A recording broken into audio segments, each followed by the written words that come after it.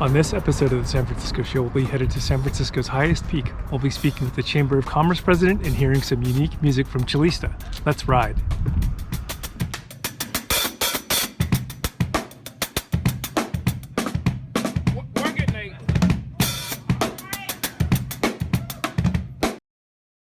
Today's theme is boom and bust. I would argue that San Francisco has always been a boom and bust city. Modern San Francisco was created in 1849 with the gold rush, when the population surged from 1,000 to 25,000. With that, the gold rush brought a city that struggled with law and order. 10 years later, the Comstock Lode, a silver mining operation, brought another surge of population and wealth to San Francisco. Soon after that, the Transcontinental Railroad connected the East Coast with San Francisco, creating one of the greatest cities on the West Coast. A lot of that work was undone by the 1906 earthquake and fire, which destroyed 80% of the city. The Reconstruction of San Francisco was marked by widespread government corruption. A few decades later, the World War II brought a shipbuilding boom and created an entirely new middle class in San Francisco. 1950 brought urban renewal and major infrastructure projects. The 1980s, another building boom. And then the 1989 Loma Prieta earthquake, which did major damage to San Francisco's infrastructure and many, many homes. The rise of the dot-com boom in the 1990s created another wealth bubble. And in 2000, its collapse created high vacancies in commercial real estate and residential real estate. In 2003, the second wave of tech came, which was dampened by the 2008 financial crisis, which created a worldwide real estate crisis, and San Francisco was not immune from that effect. The 2010s were marked by the redevelopment of Mission Bay, the Chase Center, and a series of skyscrapers. And now, in 2020, COVID-19. I expect that San Francisco will recover and thrive after this current downturn, just as it has after every other bust. Today is the Lunar New Year, 2021, the year of the ox, and traditionally Chinese spend that day with their family, so it's extremely appropriate that I both have the president of the San Francisco Chamber of Commerce and my brother, Rodney Fong, on the show today. Welcome, Rodney. Thank you. Thanks for the family show. So can you tell the audience a little bit more about what the Chamber of Commerce does? Sure. The Chamber of Commerce has actually been around in San Francisco for 170 years now, and it advocates for business, the health of businesses here in San Francisco. We're at City Hall advocating for policy legislation that happens, but then also on the ground with small businesses, restaurants, brick and mortar stores, and ensuring their survival here in San Francisco.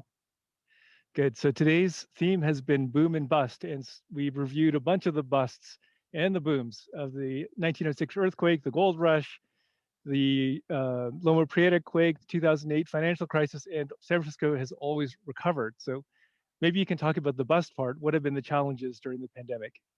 Well, you're right, San Francisco, and you and I have seen the ups and downs and the cycles of many of those times.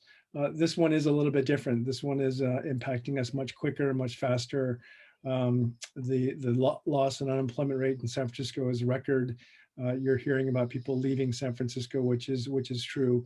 We think that there's somewhere between 50,000 and 100,000 San Franciscans who at least have left temporarily, and that's still unknown.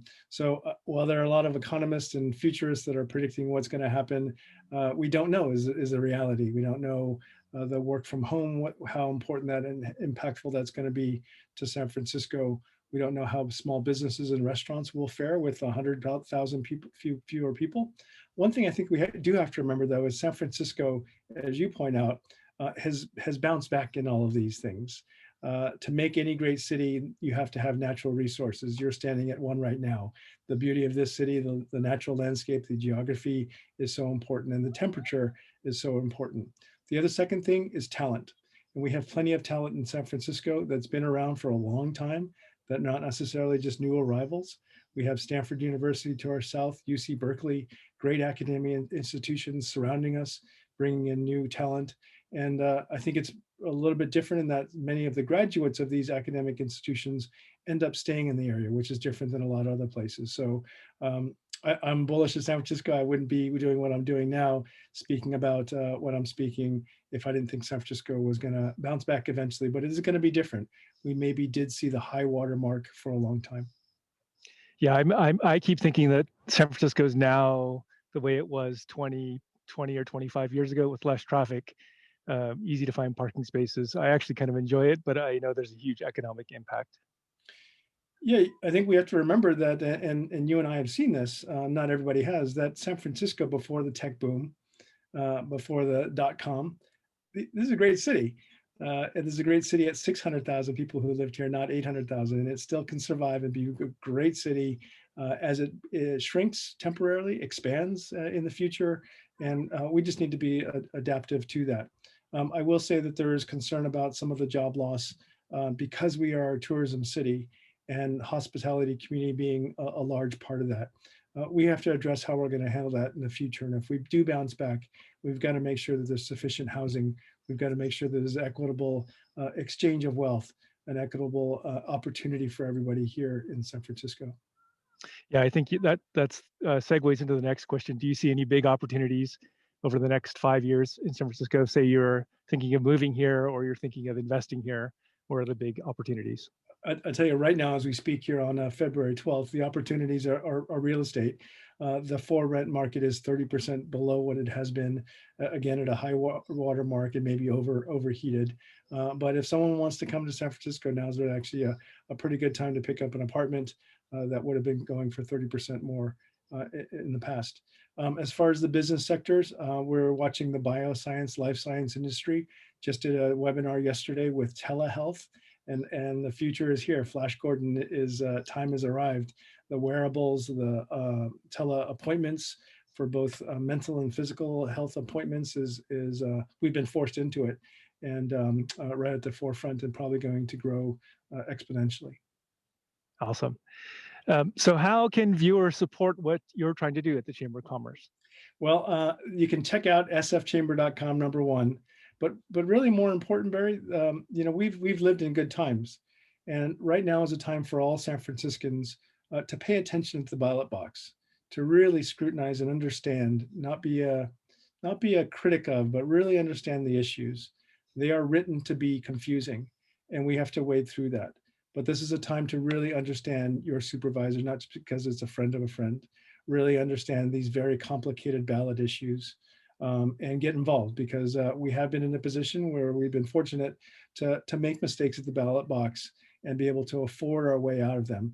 Not right now, for the next couple of few years here. So I encourage everyone to vote, to pay attention to what's going on, do your own investigation about the subject matter and educate yourself, ask others, maybe who have a neutral position and not a strong position one way or the other, and do your own homework and be an engaged San Franciscan. I believe the chamber makes a recommendation before elections, correct? Yeah, we have a voter's guide that we'd be happy to send out, and you can find that on our website, sfchamber.com, or reach anyone at the Chamber of Commerce in San Francisco here. Excellent. Happy New Year. Thanks for coming on. I'm sure the viewers will be happy to hear all this information. Okay, Gong Hei Fa Choi, and be safe riding down.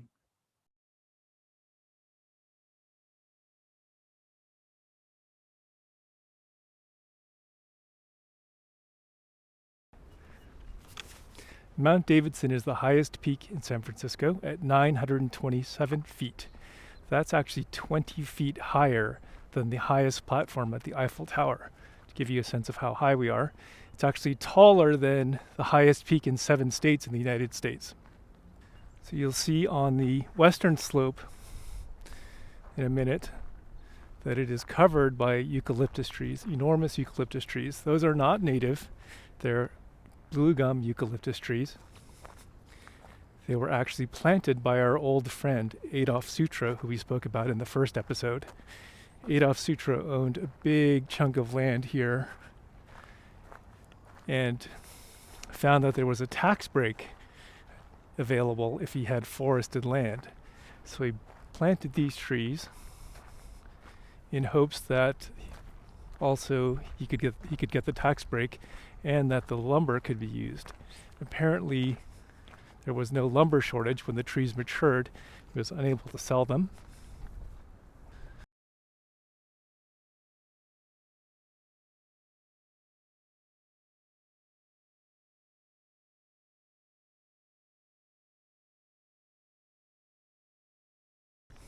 This mountain's crisscrossed with trails. Some are easy, some are a little more steep and slippery. But if you come to San Francisco, I highly encourage you to come and visit, see the views, and enjoy Mount Davidson.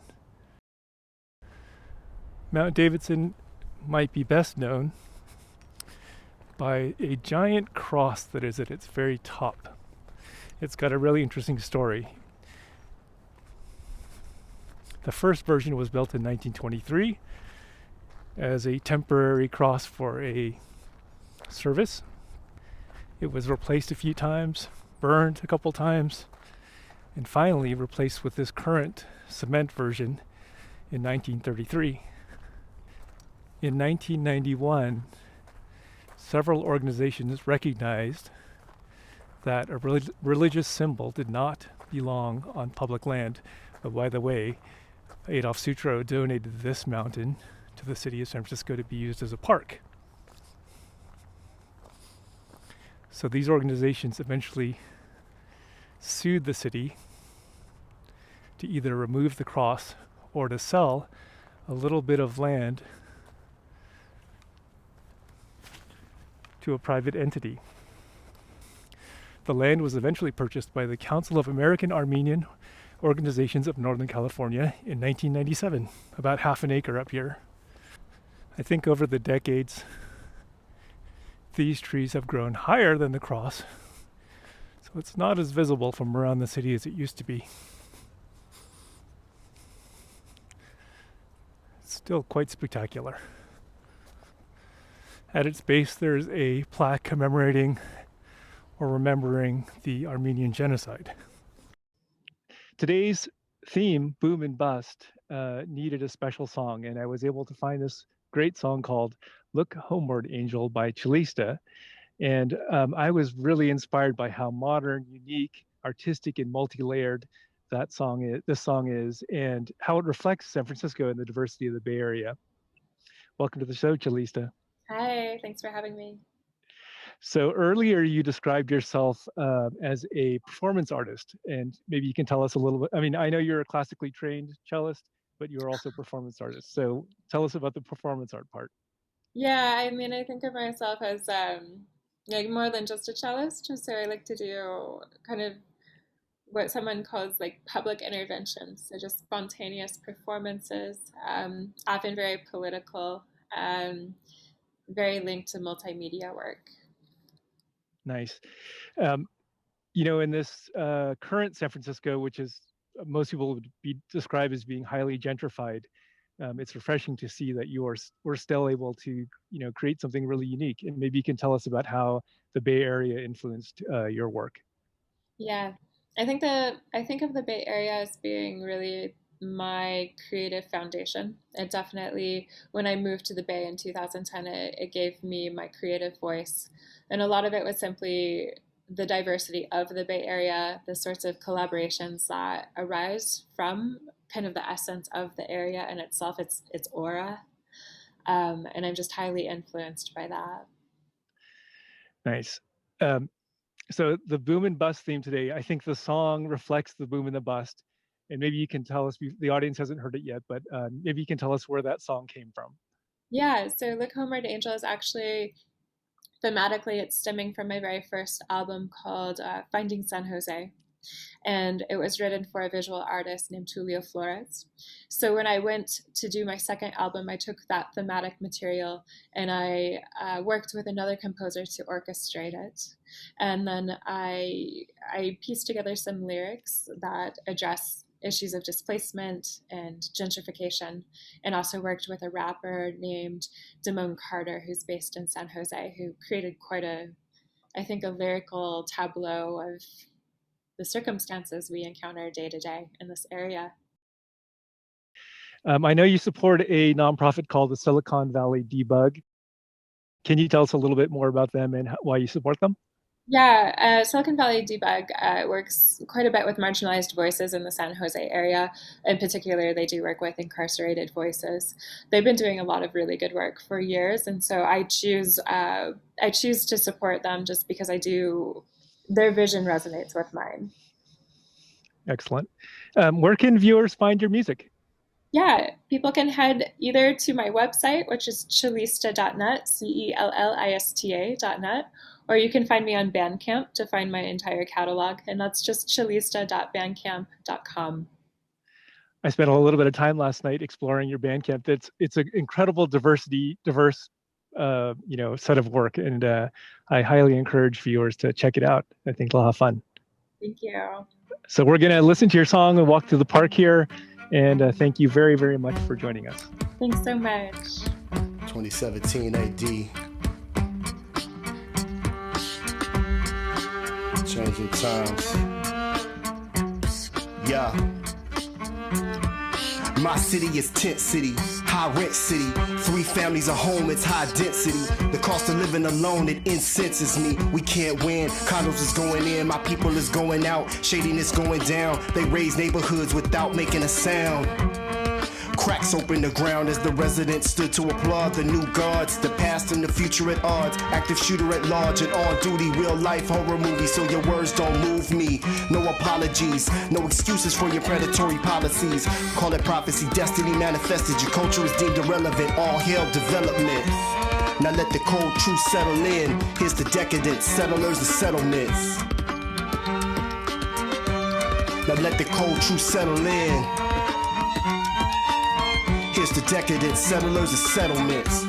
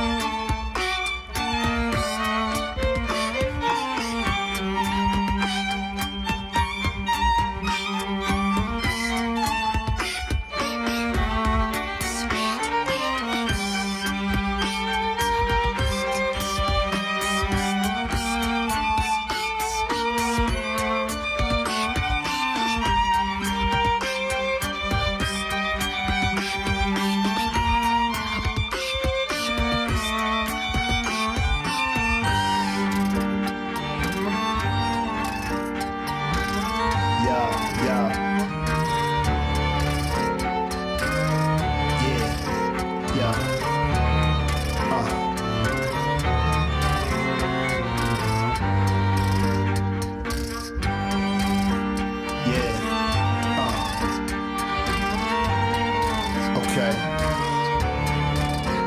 From the valley of the heartless, people sleeping on the park bench, evil creeping through the darkness, plush homes, apartments, segregated, separated from the people on the margins. It's like a jungle sometimes, it make me wonder why. In a time of abundance, how does hunger thrive? Prosperity's underside, I'm one of the undesireds, currently under fire. Oh yes, progress, what it do for us? My social class won't last on the Google bus. Notion is ludicrous, money is power, and the power is ruining us. And when the boom goes bust, who you gon' call? How you gon' sleep? Cracks in your firewall. Better watch what you doing before the buying and flipping turn to burning and looting. My goodness. Thank you to our guests Rodney Fong and Chalista. If you like this tour, like and subscribe for more.